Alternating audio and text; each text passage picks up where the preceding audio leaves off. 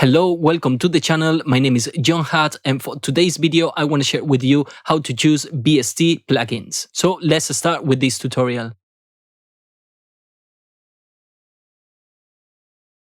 First of all, let's try to answer the main question: which company is the best? Well, in my opinion, I think there is no right or wrong answer for this question. It all depends on quality, pricing and bundle options, updates, features, etc. So in terms of quality, I think it's more relevant for instrument than for effects. As talking about effects, most of the top brands already offers a really good quality for their plugins. Now, in terms of pricing, that's something that you definitely have to consider, as a single plugin can have a huge difference in terms of price between companies. It's also worth it to check out the bundle options that the company have, as you might need a single plugin, but for a little bit more money, you can have some extra plugins. Now, in terms of updates, that's something really important to consider, as you are constantly updating your operating system, so you want to be sure that the company that you choose is constantly updating their plugins. Otherwise, you are not going to be able to use all of these plugins that you already purchased, and it's going to be a waste of money. It's also worth mentioning that some companies out there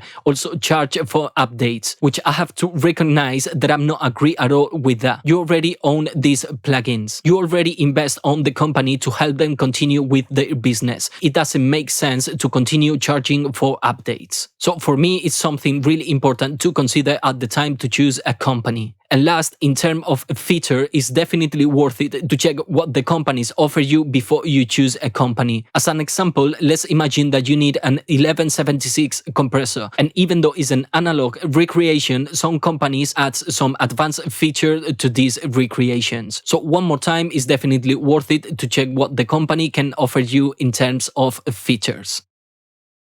Another really important aspect to consider is that some plugins can take a lot of resources from your computer.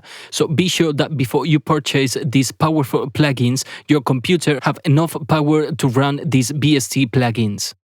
And now let's try to answer the next big question. What do I have to buy? Well, it all depends on what you need. You might need an instrument, you might need a specific effect like a compressor, equalizer, modulation effects, distortion, etc. So I don't recommend you at all that you just buy plugins because they are cool. Of course they are cool, but the big question is, what do I need? So my recommendation is that you little by little create your own VST library with a good digital synth, with a good analog synth, with a good sample instruments. Same for effects. It doesn't make sense to have 20 different compressor plugins or 20 different EQ plugins. Same for distortion, etc, etc. As an example, I would love to have Pigments by Arturia, but I already have 3 different digital synths like Silent 1, Serum and Hive 2 by Yuhi. Now definitely Pigments have some incredible features, but at the moment I don't really need these features, and for me it's not worth it to invest this money in something that I don't need.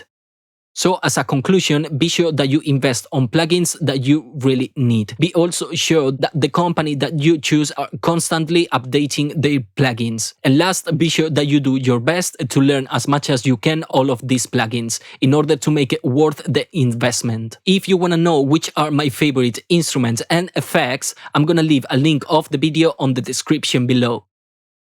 So that's all for me. Hope you like and learned something from this video. If you have any question, please leave a comment below. Thank you very much for watching. My name is JonHut.